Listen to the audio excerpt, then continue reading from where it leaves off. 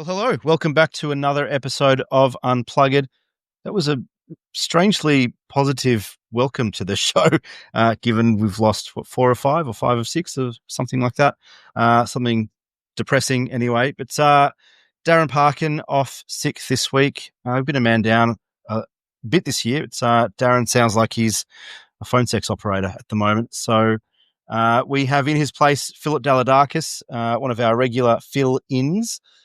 Phil, how are you, mate? Always great to be here and great to be with you too, Nick. It's always nice to get the A-team back together. What a positive start to this show. H, welcome back, as always. Can you get this back on track, please? Yeah, it was a lot warmer opening than what it was sitting there at the Dome on the weekend, that's for sure. Yeah. I thought you were going to say it was a strangely positive weekend, which in a way it kind of was a little bit. Wasn't probably as bad as we thought it might have could have been, or we played some reasonable football, to be honest, and it was.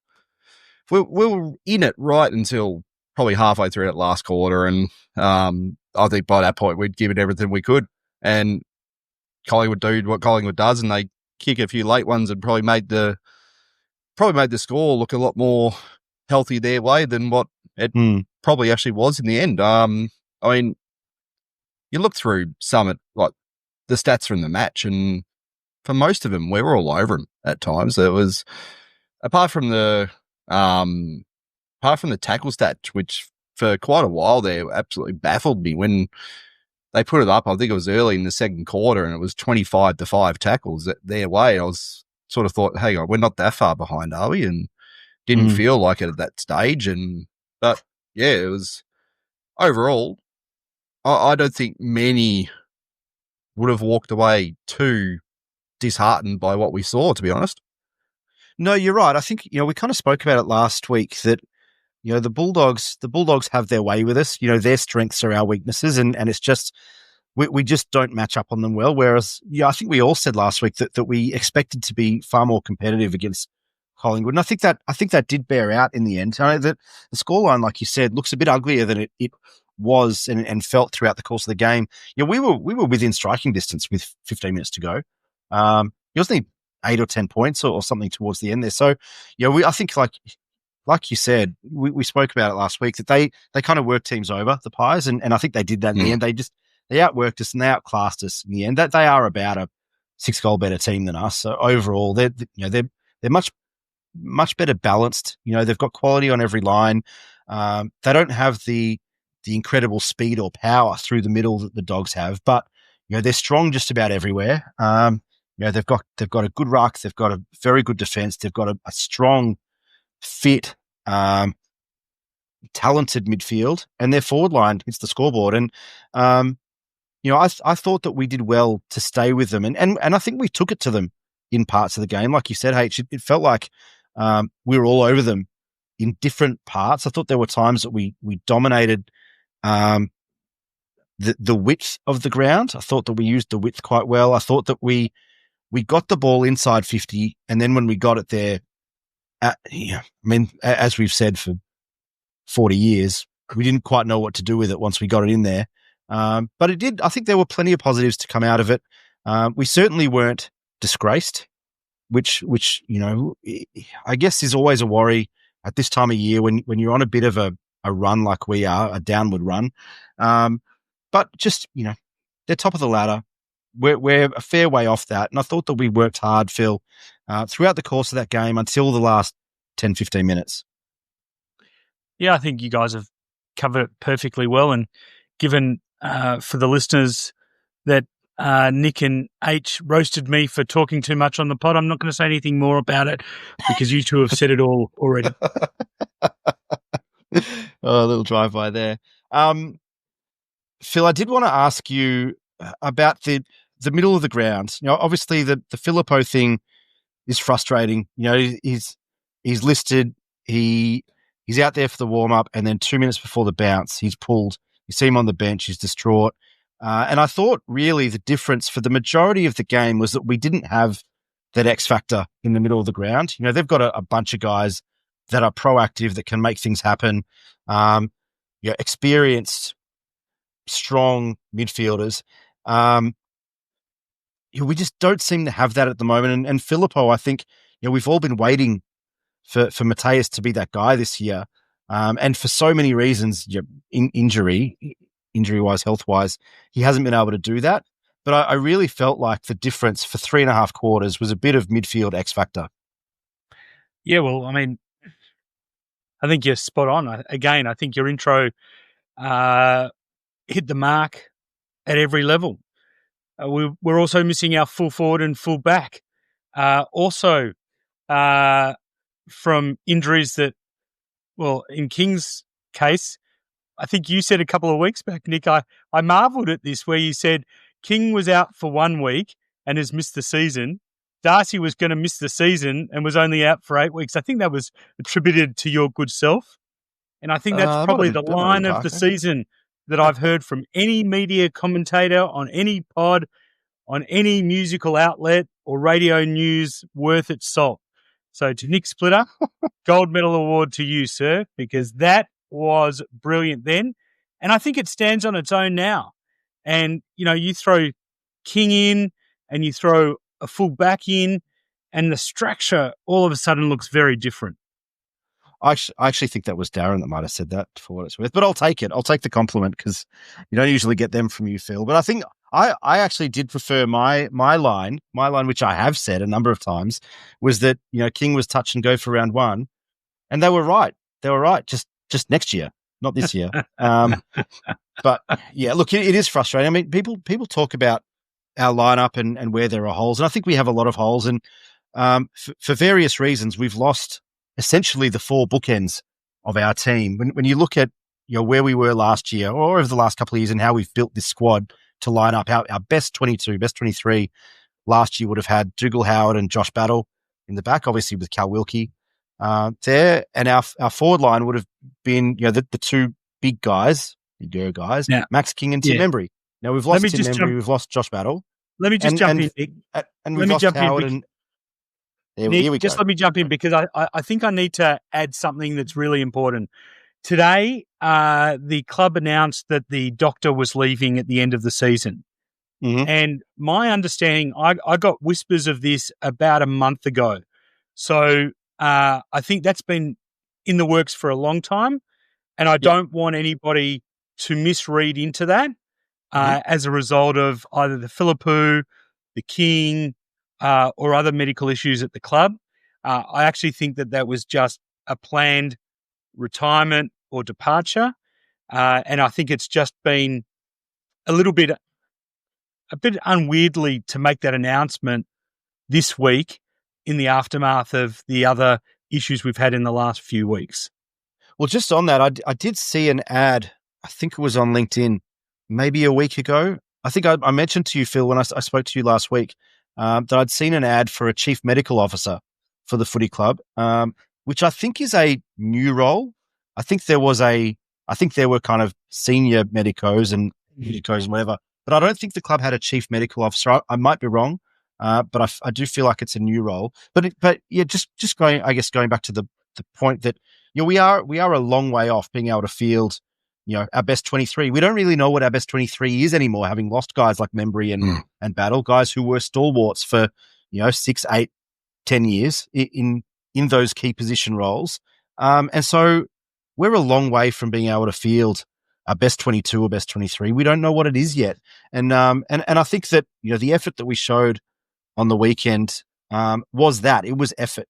And that's what we need to do for the rest of the year. And whether you can do that with the senior guys coming in to lead the way, or whether it's trusting the young kids to come in and give that 100% effort 100% of the time, as the old St Kilda saying goes, then I think we have to do whatever we can to get up each week and give that effort, because we simply don't have the cattle to be competing for those top 4, top 8 spots at the moment. Yeah, and it's clearly going to be shuffled around a lot come towards the end of this year and start of next year, and who we think might be coming to us and that, and then it's going to be probably a couple of tough decisions on particular players, depending on who we bring in as well. I mean, does a player like Lee Kalir mean that Howard is no longer required, or how's that all going to play out in the end? It's does De Koning mean that King's not as important in the goal square anymore because he'll hopefully that might mean that he actually does get pushed up the ground further and Marshall becomes like almost a part-time full forward or something. There's a lot could still play out, it seems. So is there a few things that we need to start trying now in place of, I guess the team probably knows sort of who is definitely going and that sort of thing when you think about it. Do we need to try a couple of things and just have someone filling that void for the moment in those positions that we know they're going to be someone else there? Well, speaking of talent and I guess filling a void, the Viking came in for his debut finally, long-awaited debut. Didn't look out of place at all. But Phil, what did you make of Alex Taru's first game in the red, white, and black? Well, I've never believed in reincarnation. I'm certainly not a Buddhist. But if he doesn't represent a young Trevor Barker, for those of us old enough to remember Trevor, I'll go he. And it took him probably about a quarter and a half probably to feel a bit comfortable out there and actually realise that it's just another game of footy where the guys are just a little bit bigger and stronger. And he kept getting pushed off the ball, but he's clearly got talent. You can see why everyone's so excited by him. And, I'd love to see him in the number one. that'd be pretty fun, I reckon. I think Phil's right. You know, it did take him a little while to get used to the speed of the game. I think he was outbodied in some contest. He gave away a couple of silly free kicks. But how did you see his first game? I think he just had to get a feel for it, so feel where the game was, and it was getting into the right positions early. Just wasn't getting it, but then he was like, oh, okay, well, I'll, instead of following my man to it or just following the play sort of thing, I'll sort of break off, and he took a couple of the intercept marks or provide a different option and his early possessions that he actually did have were quite nice. It was really only the two kicks towards the end of the game that, well, both of them were just too heavy. They both went over our heads, and but the other one, like the pass through the middle to Jack Steele, I mean, his ball usage was really good. So he just had to find his feet and settle into the game, and he did that pretty well. So I don't think we really ever had much concern about his confidence. That I don't think that was ever going to be an issue. He's a bit like Philippou was when he first came in. The confidence was there. They just had to know where they were and basically work their way into it. So, and he's done that. And I tell you what, he should not be dropped for the rest of the year. Because as saying that's a position, something that we're going to be looking forward at. That's almost a certainty in years to come. So he's got to stay in and learn that position, learn the team, learn what's happening around and how things work around him. And it's already a big positive there when you look at what we've already seen and think, well, hopefully he can just continue improving upon what he's already shown. Toby Trevally is the interesting one, isn't he? Because I mean, he's been sub a few times. He's started a couple times. Obviously, played a lot of VFL. I mean, how do you see his development? And is he? I mean, I kind of feel the same way about Toby as you just said about Tauru. I kind of feel like Toby should play every week, and he should be in the side, not the sub. And I think if you're not going to do that, then play him full games in the VFL for Sandy, because he needs full games. He needs to get the ball in his hands, to build that confidence. I think he's a real player, Toby Travalia. And I'm not sure that he's had the opportunity to show it too much. And I worry that that's affecting his confidence. He's also very much a confidence player. And he's someone that you're watching over the last, second half of last year, through the back end of his development pathway and over the preseason, all those sorts of things. He's very much a confidence player, and he backs himself to win the ball and use the ball well. He trusts himself. He's confident in his own abilities and his talent and his work ethic for what it's worth. But I feel like you're playing him for 10 minutes in a game against Collingwood. It isn't going to help him that much outside of the speed of the game, experiencing the speed of the game. But like this is a highly talented kid. This is a highly rated junior who obviously the club rates. And Phil, you and I have spoken about Toby off the air a number of times over the course of the year as well. But I just feel like if you're going to play him. And if you're not, then let him get a full game for Sandringham in roles that are going to aid his development. Because right now, I don't think we're seeing the best out of Toby Travalia. And I think it's our fault. I don't think it's Toby's fault, Phil. Well, I think we made a similar comment a couple of weeks back in relation to Boxall, that if you're not going to play Boxall for a significant part of the game at AFL level, that he was actually better off going back to Springvale. Sandringham and playing a full game and getting that into him. Look, I think the kid's got a lot of talent. We've seen that. You got to remember that the difference is he's already played quite a few games, so we don't know with his young body whether it's suffering a little bit and he needs to be managed. We saw Darcy Wilson play pretty much all season last year. And I think that there's probably something in that for his form dropping a little away this year in the early part. I thought he was great, by the way, against the Pies. I thought he did everything he needed to do. So there are a lot of things that we don't know about where the players are at, where their bodies are at, how they're feeling, whether or not, for example, they're actually doing and committing to the instructions that have been given to them. So there's a lot of unknowns in that. But from the outside, hard to disagree with the comments that you made about giving him opportunities and game time, because that in and of itself is the development that the kid needs. Yeah, no, you're right. I mean, we don't know the ins and outs of the selection policy. We don't know, how his body's holding up. We don't know his training loads and like you said, those coaching instructions, whether he's following those. I guess you have to question if he's not doing those things that is required to play AFL football at a high level. Then don't play him as the sub either, and let him go back and work on his craft and all those sorts of things. But no, all valid points. I guess to finish off the Collingwood game, some votes. Just quickly with Travalia, do we have any word as to why he didn't come in and Burns just came straight into the team? There was a comment. Were we not able to? There was a comment from I can't remember if it was either Misson or Lyon. I think it was on Monday morning that said that they thought. Because it was Burns. It was Burns that came in.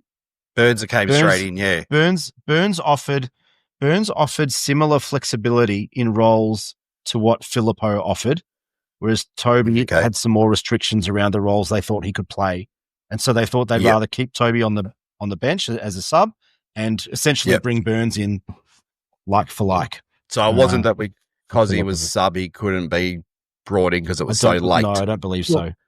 What we're also missing is that I think they also made the comment, correct me if I'm wrong, that they had kept him on standby even at that late stage because Brad Hill had been unwell during the week. So yeah, he would have had to have been because he was out that quickly that he would have had to have been. I didn't see him out there warming up on the ground, but yeah. No, he'd been meant to play a half at the VFL, but they put him out of the VFL team because Hilly wasn't a sure thing at that point. which makes, I think, Hill's game pretty okay, all things considered. And just on that, there are going to be some people that will find what I'm about to say slightly controversial, and some people that will find what I've got to say somewhat hurtful and hard to hear. But for those people that are hating on Brad Hill, I defy you, if you're at the ground, to watch his work rate. Now, yes, his disposal's down a little bit. I personally think that's because he's lost half a step. And because he's lost half a step, he's rushing his disposal in fear of being caught, and he has been caught a few times this year. But his running patterns are still elite. I watch him at the ground, and he is on the half-back flank one moment, and then he's on the wing collecting the ball on the opposite side of the ground, running forward to make an option, and then he's back again, and he does that repeatedly. So anyone out there that wants to have a crack at Brad Hill and suggest that because of his age, because of his disposal, whatever the reason is, you can come through me. Aisle 35, row A. Come through me. Enough of the Brad Hill haters, right? It's got to stop. Well, I think there's a difference. I think there's a difference between hating on Brad Hill and looking at him critically. And I think, look, Brad Hill has always been an elite runner. His running patterns have always been elite, and they still are.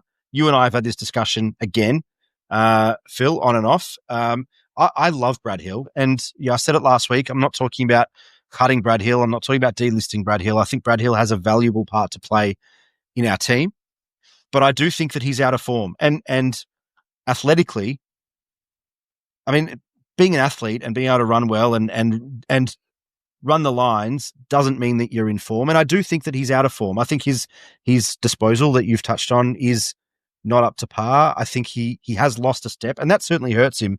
A player of his profile, of his athletic profile, I should say, his losing a bit of speed and dash does hurt his game style. But I think we've seen plenty of times quality players can customize their game as they lose some speed and as they lose some of the certain traits that made them the players they were in their prime. Brad Hill's certainly at the tail end of his career, right? Like, we're not going to be able to rely on his speed and dash for years. It's just not going to happen. But there are things that he can do to kind of maximize or limit the way that depletion hurts his game and hurts us as a team. And I'm just not sure that he's doing the things, again, from the outside looking in, as a fan watching games. And I will say this in your defense, Phil, most of the games that I've seen him, that I don't think he's played his role well, I've watched on TV. I've got a young Tucker at home, and I'm not I'm not able to get to most of the night games at the moment, as you know. But on TV, you don't see that. You don't see that stuff. Yeah, here we go. You don't see that stuff on TV, and that's fine. No, you don't. I can pay that, but I understand. I agree. His running patterns and his running ability has always been top line. Nick, I'm not defending you. I'm not attacking you. For the benefit of the listeners out there, my comment has zero to do with you, Nick Splitter, and it has everything to do with the clown that sits about 15 rows behind me, who every time Brad Hill goes near the ball has said something about Brad Hill before he's even disposed of it. H, we know someone who's a bit like that, don't we? We do, and there's a few around though. There are a few around. Seems to be the target of a lot of supporters. So yeah, it's I mean, every player has their down days and that sort of thing. He's still hasn't probably been like what you would class as our worst player on the ground in any match. That's probably the way you can look at it, going, he might not be our best player every week, but he certainly hasn't been the worst. And that's basically how you got to look at it. He's getting plenty of the ball. But as you're saying, like his disposal is a bit down. He has not always been an elite disposal either. He was recruited for his pace and his running and his usage of space. And that's what he still does. The disposal has never been an elite part of his game. So, yeah, to basically pin in that as the thing a lot of people seem to do, it's pretty well not what it is. It can be very frustrating. That I've got very frustrated with him at times. It's just like you used to go, okay, the kick was there and he misses it. Because sometimes you've seen some of these absolute tracer bullets that he's kicked to players and you think, wow. Then other times he misses an easy target. And look, but tell me a player hasn't missed a target before. It can be a bit over the top at times, and sometimes it just seems like he's the easy target. So,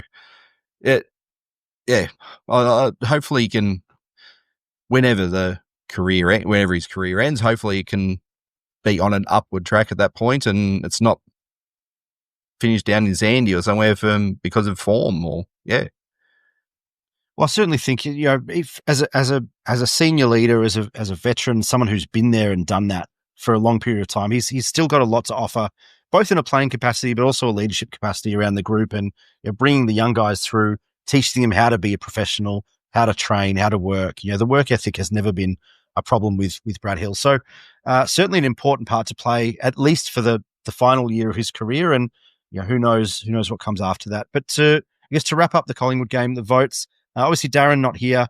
He's given 1 vote to Marshall, Sharman and Wilkie, 2 votes to Wood and McRae, 3 votes to Naz. Phil, how did you see your 10?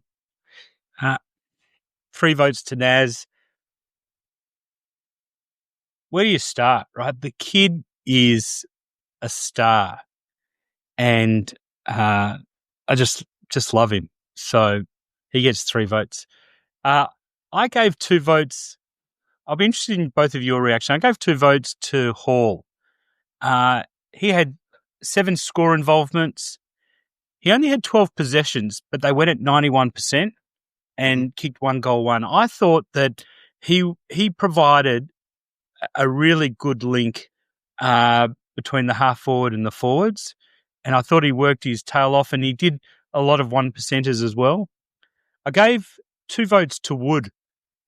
Mason Wood.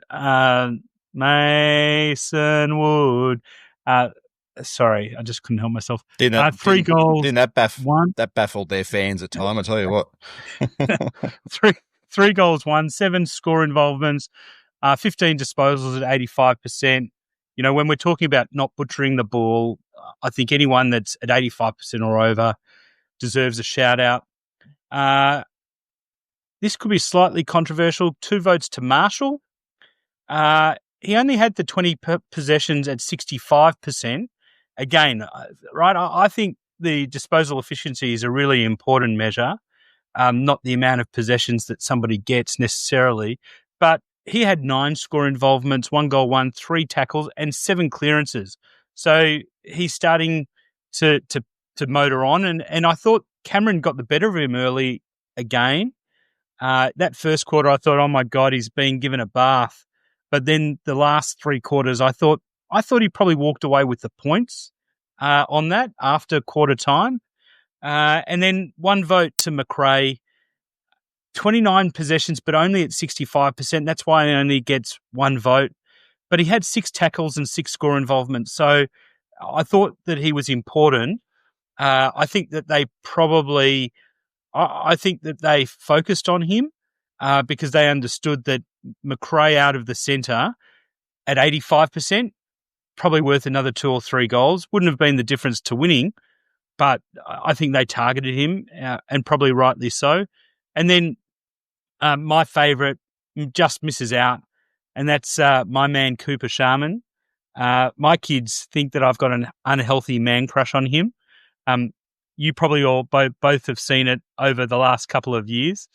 I just think that he's clearly growing in confidence, and without Max having been there, I think he's finding more about his game and his capabilities than he would have otherwise, because he's now he really is the go-to forward, and Mason Wood was able to go in there because the best defender went to Cooper, right? Which allowed Mason to slide right in. Anyway, they're my votes. I don't care if you agree or not. They're my votes, and I'm proud of them. Look, I completely agree with you on Max Hall and Cooper Sharman. I didn't quite fit them in the votes, but I've said a number of times this year about Max Hall and how much I like watching him play. I tweeted during the game that he's just a footballer's footballer. You know, he's strong in the contest. He's skillful. He knows how to find the goals. It's just, I think he's a real fine, Max Hall. So didn't quite find a vote for him, but I really like the way that he goes about it. I gave one to Hunter Clark, Marcus Windhager, Mason Wood, and Darcy Wilson. I thought Wood and Wilson hitting the scoreboard is so important for us. Darcy Wilson's run and carry, his long kicking, for wingmen, true wingmen to hit the scoreboard is super valuable. I know Mason Wood is more of a stay-at-home forward at the moment, but historically he's a wingman. So for those guys to hit the scoreboard is super important. Marcus Windhager, I know he probably got beaten. I mean, Nick Dacos had a very good game. He's a very good player, Nick Dacos. He is a quality player. He might win the Brownlow, but I thought Marcus Windhager took it to him from the first bounce, and I loved the way that he got physical. And I know that he's copped a bit. The pylon has been incredible on Marcus Windhager in the way that he attacked Nick Dacos. But I loved it. I thought that his physicality, I thought his attack on the man on the ball was fantastic. And I thought that he really set the tone in the middle for the contest. Yes, he got beaten, and that's okay. He's still a young kid. Nick Dacos is a quality player. But I really like the way that Marcus Windhager goes about it. And similar with Hunter Clark, different reasons. I just really like the way that he attacked the ball. When he's got the ball, he tries to make something happen. He's not the fastest. He's not the strongest. He's not the most powerful. He's not the best user of the ball, but he's pretty good at all of those sorts of things. His speed is a non-factor, but he moves quicker than he is. And I just really like the way that our midfield starts to line up with Hunter Clark in the middle. Salt and vinegar is an interesting choice at 9:10. Phil Dalidakis. Not going to ask what your wife thinks about the salt and vinegar breath at night time, but where was I? 2 votes to Callum Wilkie, Jack McRae, and Nasiah Wanganeen-Milera, who I think all set the tone in their respective roles. Cal Wilkie just does it every week. Rarely beaten. Strong in the air, strong on the ground, great disposal, great leader. He's everything that we need, everything that we want out of a senior player in the back line. Jack McRae, similar in the middle. I know, Phil, you mentioned his disposal efficiency. He was at the coalface, the entire time and getting the ball out under immense pressure, because that's what the Collingwood midfield do. So not surprising that his efficiency was a bit down. And Naz, like you said, I love the bloke. And it's a real possibility that he leaves, and that one will hurt if it happens. I don't think he will. I think my personal opinion is that he signs until free agency. It's kind of a short-term extension, 2 or 3 years, whatever it is, until free agency, and then we go through this all again. But I think that he stays at least for a few more years. But I just love the bloke. He's probably my favourite Saint in quite a long time. H, your 10? Yeah, I'll back Phil up. I gave one to Cooper. I was pleased with what he did. That role of taking the big defender. I mean, he should really be taking the 3rd best defender every week. That's the sort of player that he really is, and he's taking the best, and he's actually doing pretty well. So it's credit to him. He's working it well and getting us.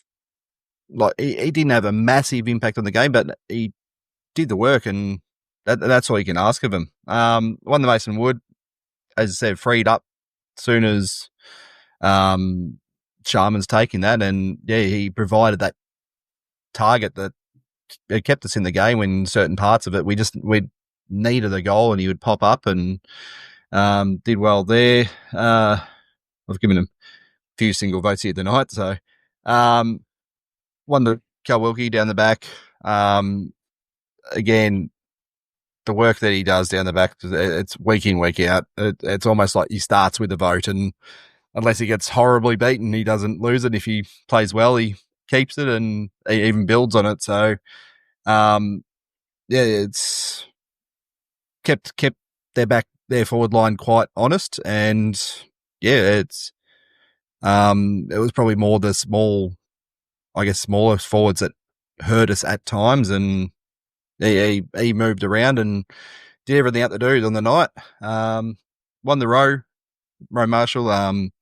As Phil said, it felt like at times he was winning position. Cameron would pop up and kicked a couple of goals and that sort of thing, but around the ground, it felt like he broke even beat him in that time. So I was quite happy with the game he played.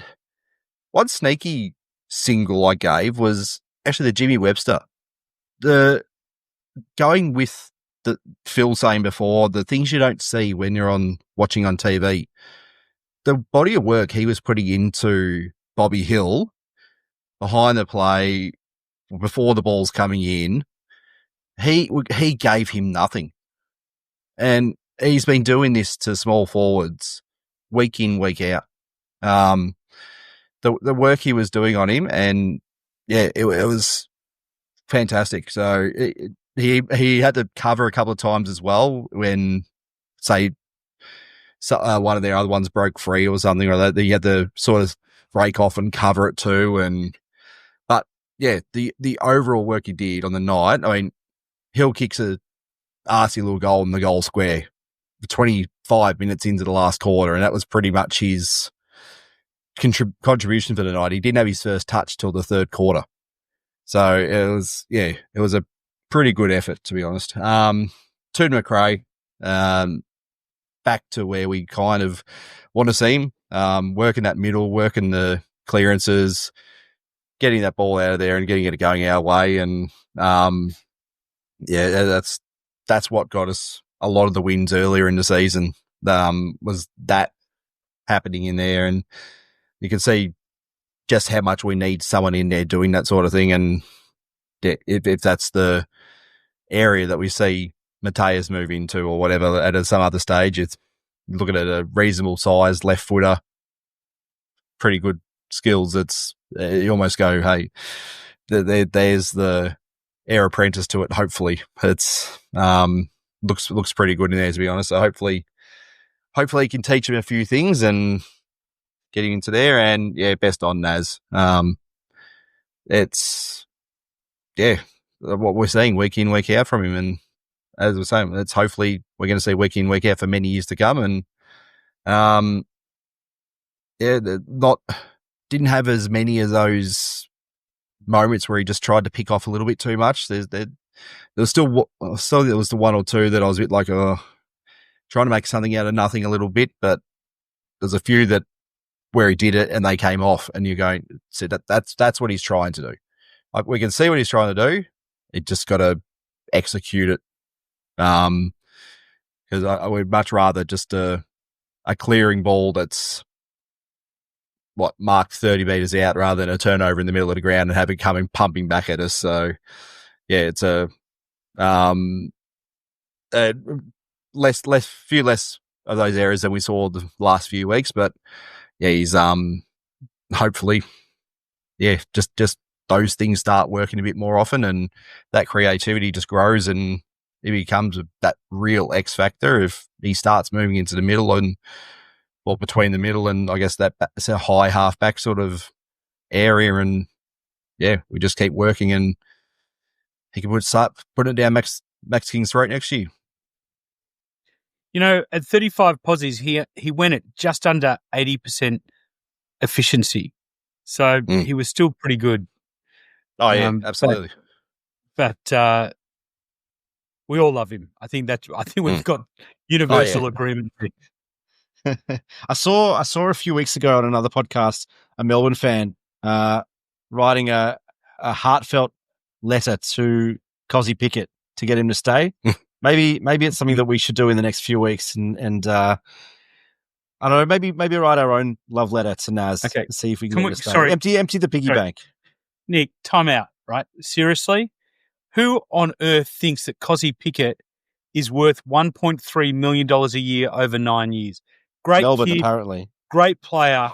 But seriously, I reckon people would burn Moorabbin down to the ground if we did that.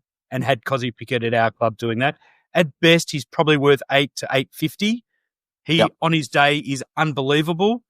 But his consistency is low in terms of output.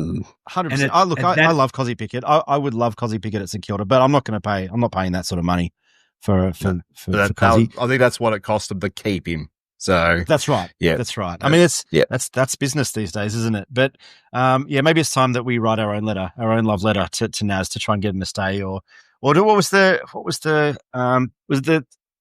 kid that sent all those 5-cent pieces to Luke Darcy? Was it?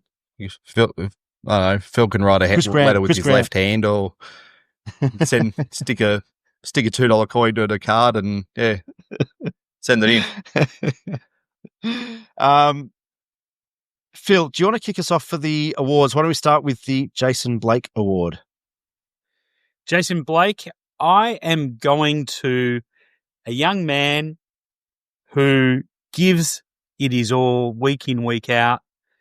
At times, he's pilloried by opposition supporters and the media. He's attacked for doing his job. He's abused for giving his all. And, of course, I'm talking about Marcus Windhager. I think, especially when the spotlight was on him after that game, and the absolute rubbish that came out of different commentators' mouths about tactics. David King, I'm talking about you. Can we just for a moment, David King was a fucking thug on the field, and what he used to do to opposition forwards when he was playing down back, right, and smack them in the head, right? He's the last person that should talk about what players do on the field to other players, especially when what Marcus did was nothing untoward whatsoever. And if that was my son that he was doing it to, I'd tell my son to turn around and give him a quiet one when they were going up for a mark and then get on with the game, right? So, Marcus Windhager, you are my Jason Blake Award winner. Very good. How's that? Whack. Phil goes whack on Kingy. That's one for socials, I reckon. I've given... So, go H. I was going to say, he hit him as hard as he did that first ball up, or that was very hard. I reckon I've hit the button at a crosswalk harder than that. Amazing. I gave my Jason Blake Award to Anthony Caminiti, who, I mean, look, the reality is he's so far from the finished product as a key defender. But talk about giving your all. I mean, this kid runs around like a headless chook. He gives everything he's got and more to try and learn this role, to try and impact the contest.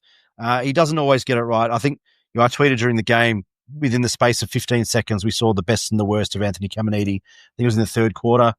Took a really strong contested intercept mark and then floated a ball across 50 to be intercepted. And I think it was Jamie Elliott kicked the goal from that, all in the space of about 15 or 20 seconds. He's still learning. He's never played defense before this season. He's a big kid. We know that it takes these kids longer to develop and understand how to use their body and see the ball differently, playing defense as opposed to being a forward. But he gives it everything and he doesn't leave anything behind. And I've just been really impressed with the way that he goes about it. So I gave my Jason Blake Award this week to Anthony Caminiti. H, who have you got? I actually went this way not expecting anyone to give him a vote, but Hunter Clark, he's coming back. He's finding it again. The work he's putting in at the moment, you can just see that what we haven't had for all that time that he's been out and missing, and he's got a football brain. He's got that ability to move in the right places, move to get the actual team moving forward, and his run's great. His disposals generally really good. Just hoping that we get a great run from him now, because it's really he's a bit of as we said before, a bit of a yardstick to the team. If he's playing well, we play pretty well.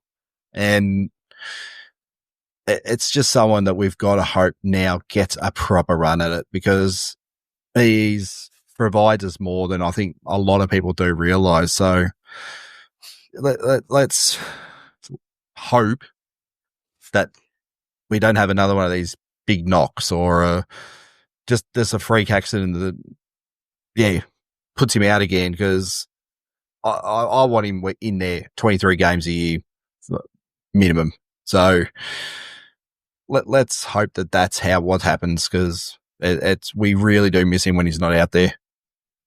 You want to keep us rolling with the Shannon Knoll Lift Award, H?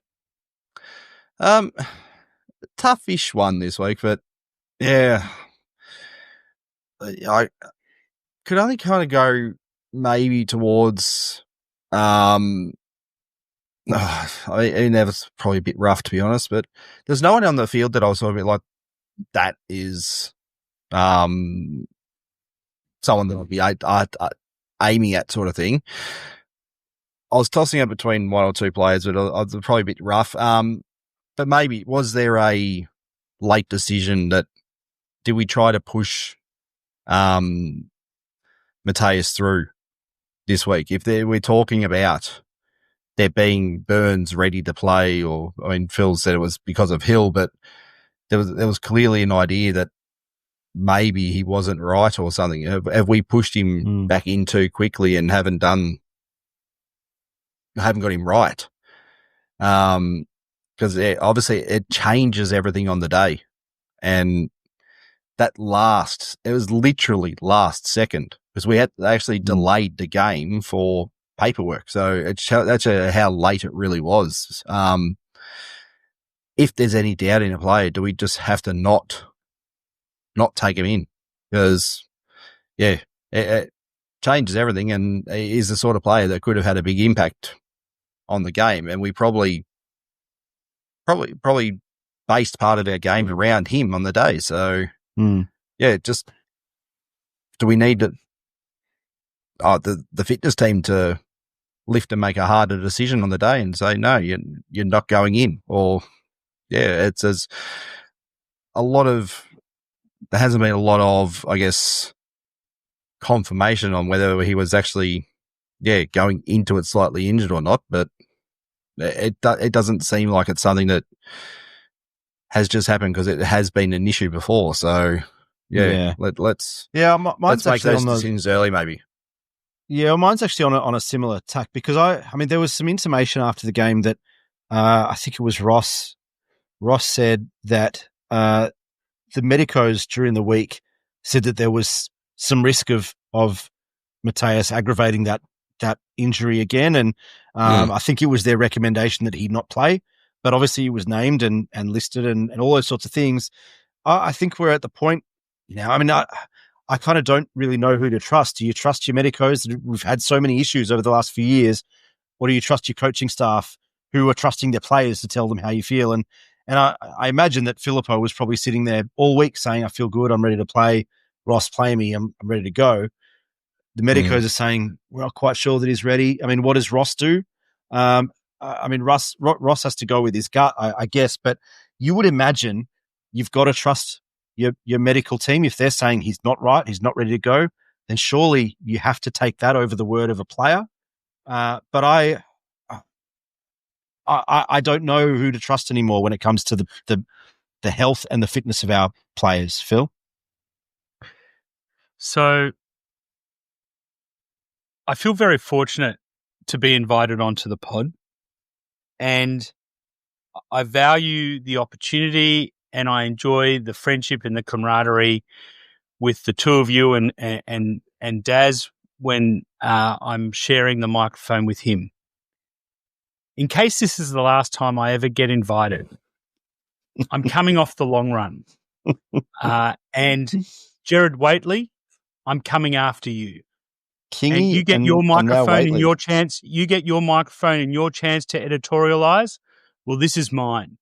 A week and a half ago on Crunch Time, you attacked the St Kilda Football Club, effectively calling us a rebel and suggesting that De Koning should not go anywhere near St Kilda and stay at Carlton if he valued winning.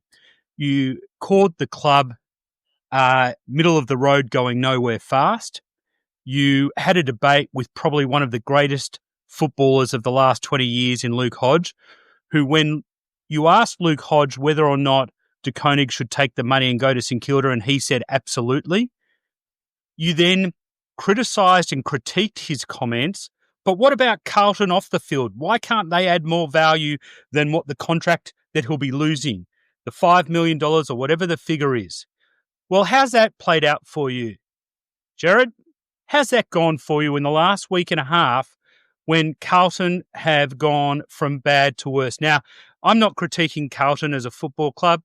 I don't really care about the Blue Baggers. I delight in their losses, especially when they're at the hands of St Kilda. But this is apparently the doyen of football commentary that made a comment and a critique of my football club, attacking what we have done without regard for the significant list changes that the football club has undertaken, without regard for the work that's gone into the juniors, without understanding where players that are injured have been and the impact that they've had. And before any Carlton people that listen into this say, oh, but we've got injuries too, I don't give a shit. This is not about the Carlton Football Club. This is about Jared Waitley refusing to acknowledge that on the weekend, Carlton demonstrated exactly why De Koning should accept the offer, because our mid-tier youngsters are pound for pound better than Carlton's, that Carlton, if they have to go through a list rebuild, are going to do it in one of the most compromised periods of time when Tasmania enter the competition. St Kilda are so far and away ahead of where they are at this point in time. Jared Waitley, you take the Shannon Knoll Award today, tomorrow, and every day of the week, and twice on Sunday, until you come out and apologise and say that your attack on my football club, in hindsight, was ridiculous, embarrassing, and unprofessional.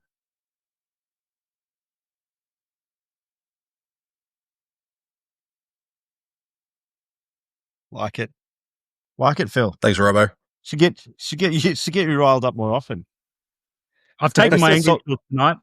Those salt and vinegar chips, I reckon they've done it. By the way, if anybody from Kettle is watching the pod, I'm happy to plug you each day of the week and twice on Sunday, especially if I'm attacking Jared Waitley. Come and sponsor Unplug It. Come and give the boys some support, financial. We'll take some product as well, but give so that we may grow. The best chips on the market, Kettle chips. Absolutely. Love them and have always loved them. Would never say a bad word about them. Last week, Darren on the show initiated a new segment called It's Time to Talk About. There's a range of things that we could talk about here. I'm conscious that we've been going for an hour and we said that we were going to do a quick one tonight. But have either of you got a topic that you want to sit down and talk about for 5 or 10 minutes? Well, I've just come off the long run. Go on, yeah. So I'm going to pass to H. Well, anything in your back pocket, H? Well, to go on with that, I think the talk is still, this week there's been De Koning's been said to he's basically coming. There's been additives of Nazil signed. There's been all that sort of thing. Do we have a, feeling on any of those other ones that we aren't really hearing about yet? Bergman's name came up on the weekend after he did hurt his shoulder in the game, and there was I can't remember who the comment was, but there was the talk of if it was bad enough, was it going to be his last game for Port sort of thing? He eventually came back afterwards after they said that, so that made it quite interesting. But yeah, do we have a feel on any of these other players that possibly may come along as well?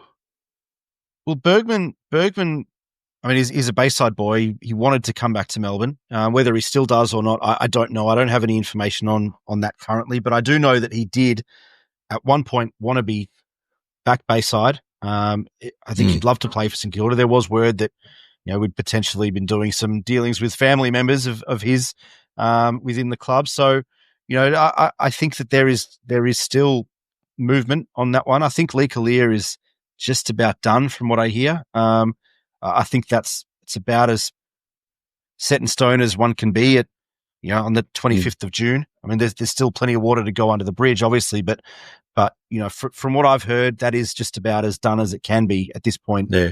I wouldn't expect much more. I'll caveat. Yeah. I'll caveat that by saying that we had Dean Cox done as well about this time of the year. And then Michael Gardner did his knee and West Coast refused to let him go. So, anything can happen, but I believe Lee Collier is done. The word around De Koning is that, what was it Caro said? It's 90% done, 95% done. So, take that with a grain of salt, if you will. Who knows? There is so much money. There is so much money on the table for Tom De Koning that I would be shocked if he doesn't come. But at the same time, like we said last week, if he's still umming and ahhing about the offer, and if he's still out and about telling the CEO, ringing the CEO saying, let's make something happen. I want you to find a way to keep me because I don't want to go there. Then we walk away. I'm fine with us walking away at this point. But it does sound like that's getting closer and closer to a resolution. Phil, did you have something to add there? Yeah, I'll go one step further than you. We only want people that want to come to our club, right? And if he thinks that his future is at a club that just lost to North Melbourne, good luck to him. Okay, but my are we happy to change topics? Go for it. Yeah, great. So having come off the long run, having attacked David King, I want to turn to some positivity. I want to do a couple of shout-outs. I want to shout out to our mate Scotty in Sydney. He's going to come down to watch a couple of games in a few weeks. I look forward to him joining us in the stands live. Scotty, the Sky Blue Sainter? Yes. Very absolutely. good. I want to shout out to our crew in aisle 35, to Shay, who did such a tremendous job on the pod a few weeks back, and to our ragtag group of dyed-in-the-wool supporters. And I want to do a really special shout-out to two very special guys, none other than Martin Splitter, father of Nick, and Nick Splitter, son of Martin, who celebrated significant birthdays on this past weekend. Nick, despite looking very young and youthful, turned 40. I won't tell the world how old Martin turned, but to two great gentlemen of the world, fantastic people on their own, but friends and contributors and founders of the pod, Nick and Martin, happy birthday, sons. Thank you, mate. I appreciate it. And to Dad also a shout out who went in for shoulder surgery today. So got the all clear from the surgeon, which is good. So should be home in the next day or two. Happy birthday to Dad. And if he was a St Kilda player, he'd be 1 to 2 weeks for the next 18 months. That's right. He might never play again. He certainly won't line up in the goal square this week. That's for sure. He does tell a story of the last time he was involved in any sort of competitive football game. He was the goal umpire. And at one point, the players told him to stop because he was getting it wrong so often. So that's one of his favourite stories about being involved in competitive footy. I guess we look at round 16, Fremantle in Perth on Sunday, late afternoon. I guess my question, gents, it is a long trip. We are banged up. We are hurting in a number of ways. Is it time to roll the dice and just play the kids? Take the young fellas on the plane, give them a taste on the big oval at Optus, and the guys that performed. I'm only talking about rewarding performances. I'm not saying just give everyone a game, but Hugh Boxall 20 touches, Hugo Garcia 27 touches, 14 clearances, 12 tackles. Liam O'Connell looked like he's getting back to form, taking those intercept marks in the twos. Angus McLennan, again, 7 intercept marks, 10 marks in the back line. Playing taller, playing stronger than he looks. James Barrett looks like he's coming into some form. Big body down back. Jack Carroll, who I really liked the look of a few weeks ago playing in the seniors when he came on as a sub, had 20 touches and 4 tackles for Sandy. Is it time to play the kids and give some of the older blokes a rest? H? I did mention Garcia the other week, thinking that he's probably be a good one to come back. And yeah, looking at what he did on the weekend, you sort of go, it's probably almost first in line of who's playing for Sandy at the moment to get back in. There's probably couldn't do much more, to be honest, to put his hand up. So he's probably a good name to throw in there, and one that you'd like to see probably playing week in, week out at the moment. It just provides a bit. He's got that hard nut about him. He's in there, and so it's probably someone that kind of play that you'd like for a road trip where it's going to be a bit harder. It's going to be a bit of a tough game against a form team, and yeah, it'd be nice to see him get back in and hold his spot. It was in and out, subbed again, that sort of thing. It just nice to see him get in the team and hold that position and just find a position to lock down for himself. And as I say, he's probably out of the lot. He's probably ahead. I would be saying let's bring 5 players in this week, but yeah, 1 or 2 is probably the way because we've got a reasonably young team already. So yeah, him and I don't know, possibly Carroll's probably a bit unlucky. And do we want to have a look at James Barrett at some point? He was touted as probably being someone who would get a game this year. We haven't seen him yet, but yeah, there's the opportunity possibly. And I mean, we pretty much got through the game bar Mateus without injury. So it's not really a case of having to cover any injuries or anything, but it's just an opportunity to have a look at a couple of guys. And as I think I was going for last week, let's do a few here and there, in and out each week, and let them state their case and show us what they got. Phil, I think we do. I think we have historically matched up pretty well with the Dockers, but I think they have the ability to cause us some issues this week just with the way that our squad is in terms of health and fitness. But obviously they've got a tall forward line and the dual rucks. It sounds like Sean Darcy will come back in. Seems like the only reason he missed last week was the 5-day break, they said. So it seems like Darcy will come in. So him and Jackson in the ruck and then pushing forward are dangerous with Josh Tracy. And their midfield, Caleb Sarong and Andrew Brayshaw are the types of guys that we'd love to have in our midfield, big bodied, smooth movers, able to win the hard ball and get it out there to their wingers and half forwards, etc. So I mean that they do have the ability to cause some issues for us this week. I mean, what are you thinking in terms of the way the squad shapes up and who we should take over? Yeah, well, I think Garcia comes straight in for Philippou. I don't think there's any debate about that, is there, from either of you? No. So I think that's one definite change. I'd probably like to see Boxall come back in, but I'm not sure this is the week to do it. I have a sneaking suspicion, given that we're playing at Freo, that I maybe bring Liam Henry in for Ryan Burns. That's, by the way, that's not a commentary on Burns' game. I thought he was outstanding coming in at the late stage that he did. I thought his game was pretty good, and it's a little unfair. But yeah, I'd bring Liam Henry in just because we're playing on a ground that he knows so well, and I reckon he's probably ready to have a crack. If they don't, then obviously I'd be taking Boxall instead of Burns anyway. That'd be my 2 changes. I think Keeler stays in for the height, not because I think he set the world on fire in the last week or 2, but again, I think his efforts are great.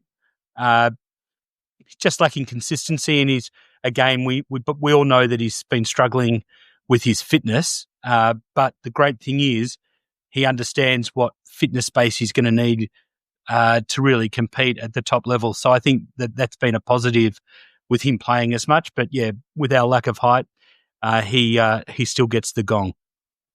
Yeah, I agree. I think Keeler stays in basically because of that. And if he was to go out, then it is someone like James Barrett who might come in for a debut. But I think you're right, Phil. I think Henry might come back given that WA factor. And look, he wasn't awful. I mean, it does seem to be trending in the right direction. I don't think he set the world on fire. He had 14 touches and kicked a couple on the weekend for Sandringham. He might just be one of those players that is an AFL player and not a VFL player. VFL might be, too muddy, too slow, too hard, too tough.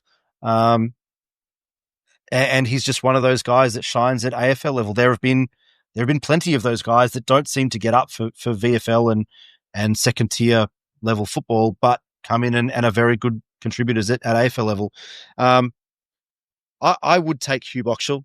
I think that I'm not sure he deserved to be dropped in the first place at any point. I think that he's delivered week after week from the moment he walked in the door. I mean, we don't know what he's been asked to do, behind closed doors, but he has impressed me from the outside looking in from the moment we drafted him, from a personality perspective, a drive perspective, a work ethic, the way that he's developed his game already just in kind of 8 months or 10 months since draft night. And just the difference that he offers us as a big-bodied ball winner in the middle of the ground to give Jack McRae and Jack Steele a chop out. I mean, we so desperately need that. And it just, he must just not be hitting the mark with whatever Ross has been asking him to do in some facet of the game or whatever. That has to be the reason why he's not playing, because he's exactly what we need. That's just my opinion. I would love to take someone like Liam O'Connell. Who does he come in for? Who do you bring him in to replace though? If it's one in, who's the one out? It's a very good question. I'm probably bringing him in for Burns. If it was up to me, I'd probably bring him in for Burns and Henry stays in the twos. Okay, good. Well, you've caught it. Just like he's my man Cooper, I think we can say Boxall is your boy Boxall. I'll take it.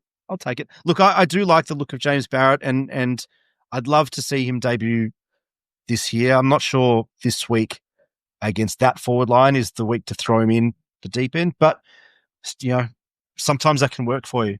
So I'm not totally against it, but look, it is going to be a tough matchup, I think, this week for us for a number of reasons. Like I said at the top of the show, I just want to see that effort. I want to see that effort. I want to see them attack the ball, attack the contest, attack the man.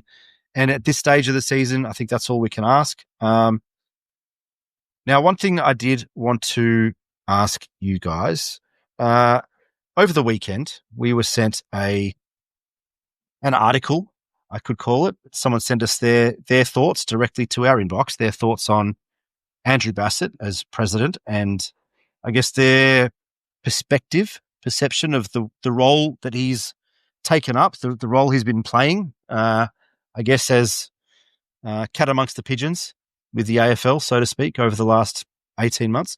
I wanted to ask you guys on your thoughts on this piece. I wanted to ask you about how you feel Andrew Bassett's doing the role, because a personal perspective, for years we've been saying we want a president who's a figurehead, who's going to go and stand up for our footy club, who's going to go and rattle some cages, who's going to go and be vocal, like your Eddie Maguire or your Jeff Kennett or whoever it is, to go and stand up tall and not so much be the face of our footy club, but stand up for this footy club when it comes to inequity and injustice.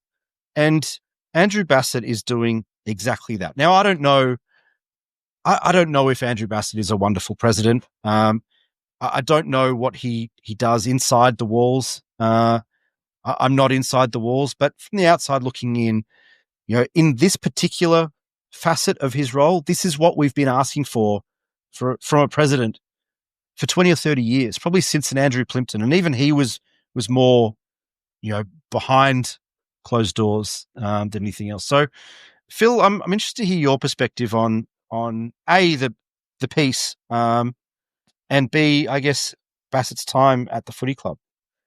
So I think the piece is premature.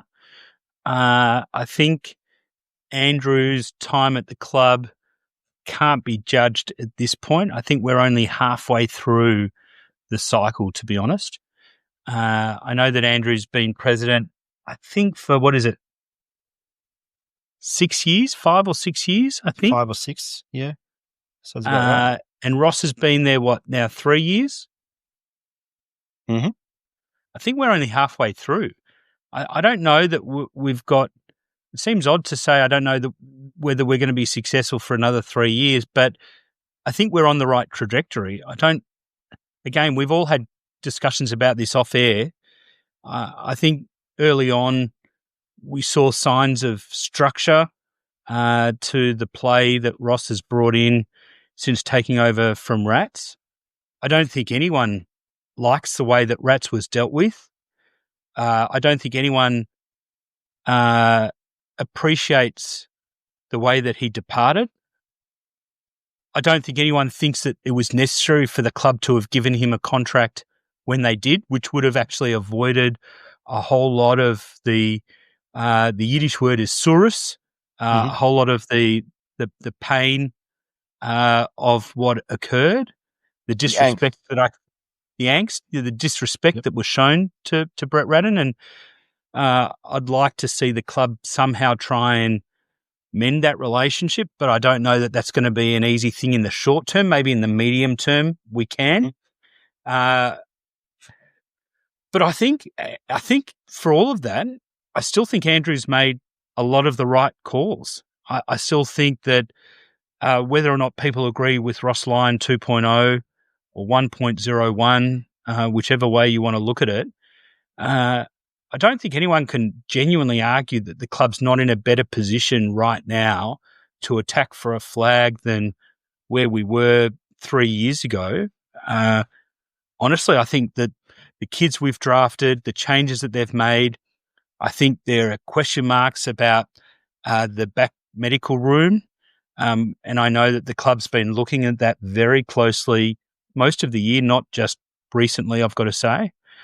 So if somebody was trying to get me to give them a pass mark or a score, I'm not in a position to give a score, but yeah, absolutely, I'll give Andrew Bassett a tick for where we're at.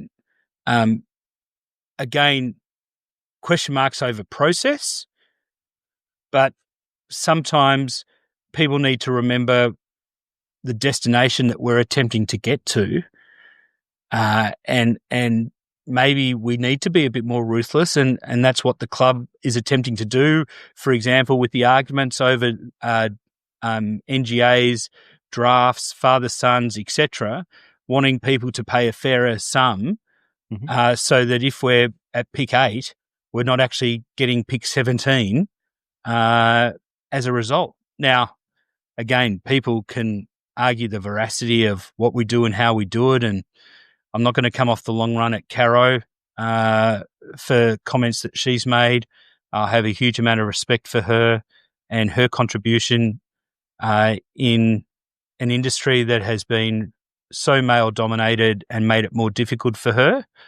I genuinely believe that when she goes with a story, she does have sources, which a lot of people in the football community sort of deride and question. But I think some of the attacks on Andrew have been selfish from other people that are anonymous. And I think if people want to attack the football club and what we've done, then they should put their name to it. That's not, by the way, an attack on the person that made that contribution. That's not what I mean by that at all. I'm talking about professionals in the industry, not supporters that have the right to say what they think. But I'm supportive of where the club's going, and think that in hindsight, the decisions have been made are the right ones. Again, just question about some of the processes that got us there. H, your thoughts on the piece? Well, there's clearly two takes on the way that he's gone about it. There's people saying that he needs to worry about our own backyard and look after what we've already got and that sort of thing. And there's those saying, well, we can look after our backyard better if we've got better gardeners coming to do it for us. And I guess that's the way to look at it. It's a whole thing of, you look at the way, as Phil mentioned his name, the way Eddie worked at Collingwood and did absolutely everything he can to get everything they could get, and saying, hang on, if they can have something, why can't we have something? Or if we can't have it, why should they have it, sort of thing at the same time. And there's that whole thing of, let's have someone who goes hard at the way the league works and the way that things may not go our way, and go, hang on, we're here too. We would like a little slice of something. Or there's a whole discussion there of which way do we prefer to be?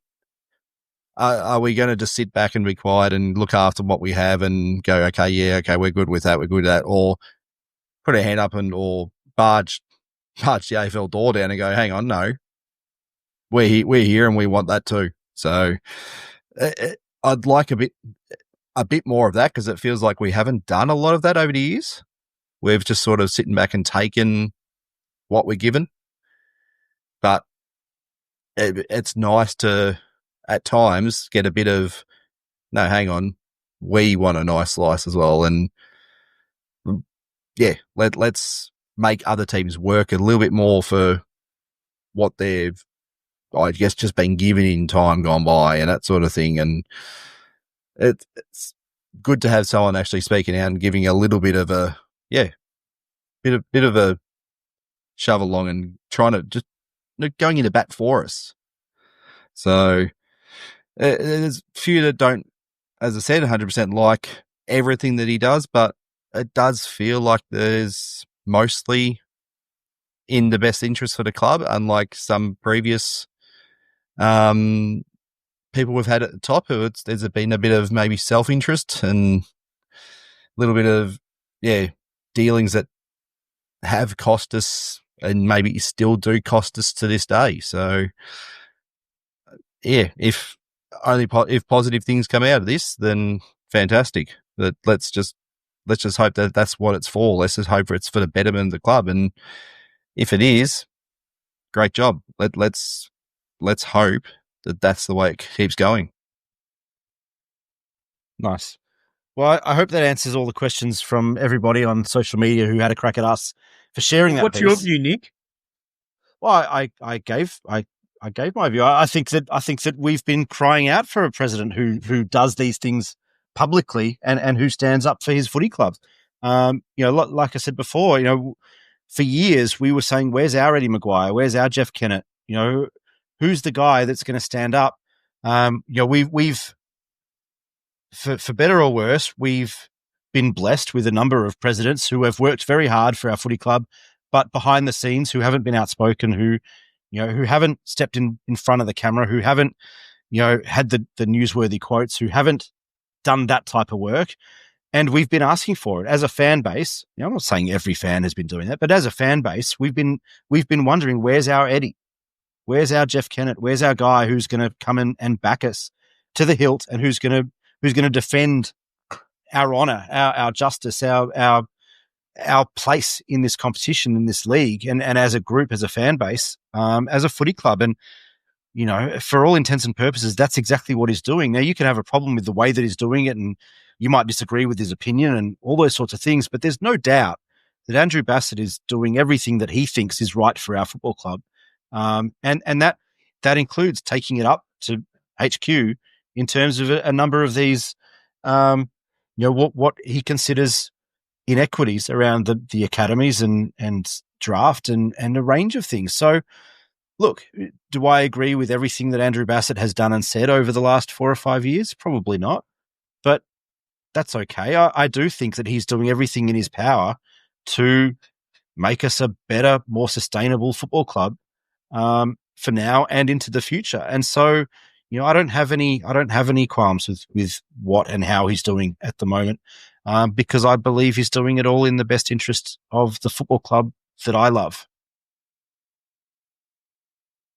Now, a bit of a positive way. I do hope that answers all the questions from the angry mob on social that said, why did you share it? Why did you share this piece? Do you agree with it? Yeah, blah, blah, blah, blah, blah.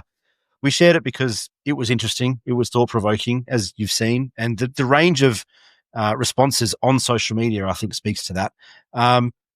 And there you've got our opinions on it. So I hope that answers all the questions. To finish on a positive note, I asked on social media for fans to name their favourite random saint, former saint, someone who potentially doesn't get spoken about, doesn't get remembered as much. I wanted to ask you guys for your favourite random saint from history, someone I guess who you've watched play. And Phil, you've obviously watched a lot more football than we have. Why don't we start with you? Oh, there are so many. But if we're talking about people that are slightly obscure, yes, little Danny Craven, yes, who I remember thinking that I was a chance to still play football because I towered over him. Little Brett Bowie, whose son, of course, plays at Melbourne. And then, I go back to the Cunningham brothers, who were cult figures back in the day. But I can't go past Gordon Fode, who a lot of people wouldn't probably remember a huge amount of, but he was a bit of a halfback flanker, and he was solid. He was the Frankie Beckett before Frankie Beckett. Put it that way. A very solid round ball footballer too, as well, and a ripping bloke, I might add. Absolute. Have we had him on the pod? We have. He's a ripping bloke. H, what about you? Well, having grown up Gippsland, there was a guy that played for us that was in that sort of age where I was in my teens, and it's a bit like, he's a local guy and he's that sort of thing. But Brett Knowles, I thought he was a reasonable footballer, to be honest. And I'll tell you what, he's a bloody good cricketer. I'll tell you that much. Was that Ivy's grandson? No, that's Brett Moyle. Brett Moyle. Sorry, Ivy's boy. Who? Yep. Similar sort of time, similar sort of couple of similarities between them. A little bit earlier, maybe. A little bit earlier. Just before everybody. But yeah, he came from that way where I was, and I thought was reasonable footballer, and as I came up against him, in him and all his brothers, which make up pretty much half the cricket team down in Traralgon, in a competition years later after he retired. So, when he popped up, it's like, oh, he's Brett. And it was like, it was a nice little thing. It was only a short chat to him that day, but it was a good little thing. And I thought he was a good player back in the day. He gave us all he had, and it would have been nice to see him play a lot more football for the club.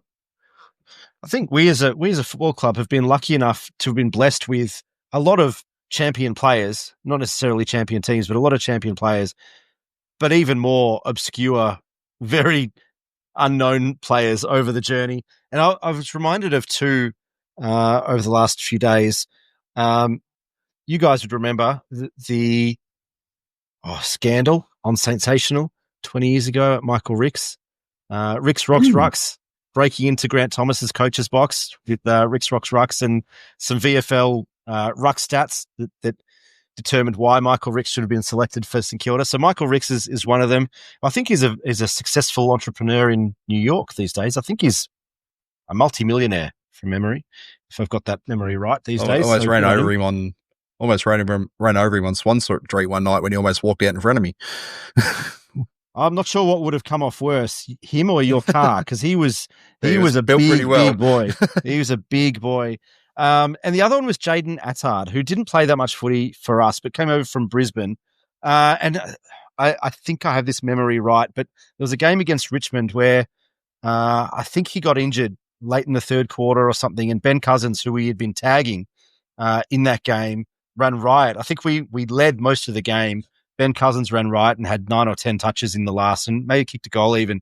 but Attard had been tagging him throughout the course of that game and had clearly won that matchup. And we had been better all night. And then he got injured late in the third or early in the last. Cousins ran right and got them over the line. It was still at West Coast when that happened. So it was at West Coast, was it? Still at West Coast, yeah. Before that. Yeah. Okay, there you go. Yeah, So I remember before that. But I do remember the game pretty well, to be honest. Yeah. So from memory, we'd been on top all game and deserved to win that game. And then Cousins went to another level when Attard went off. And I don't think I'm not sure he ever played. Did he ever play again for us, Jaden? No, it was his last game. Yeah. It's a lot of lesser known, lesser lights, obscure players have played for this footy club. And if you want to go and have a look at the Unplugged Facebook or Twitter, where we asked fans to give those favorite random players, there are a lot of names that have some great memories and some potentially not many memories at all. So yeah, I think that's a good way to finish up. Actually, while I'm here, I do see on our. You might not believe that we have a run sheet, but we do have a run sheet. Someone has dropped in at the very end of the run sheet our love poem to Nasiah. Which one of you did that? No one's putting their hand up. I'm going to say that I think. Read it out. I think that it might have been someone with the initials PD who might have done this, but I'm going to read this out as our love poem to Naz. Now, I haven't actually read this before, so I apologize for what's in this. O Nasiah, with dash and lightning speed, you glide through the grass where champions lead. With skill so pure, you thrill the crowd. Saints fans rise up forever proud. In our famous number 7, you wear the flame. Of legends past, you honour their name. But it's your future we crave to see, a flag in your hands, our destiny. So stay with us, don't move away. This club, your stage, where stars must play. For in your boots our hopes reside, to end the wait with you in our side.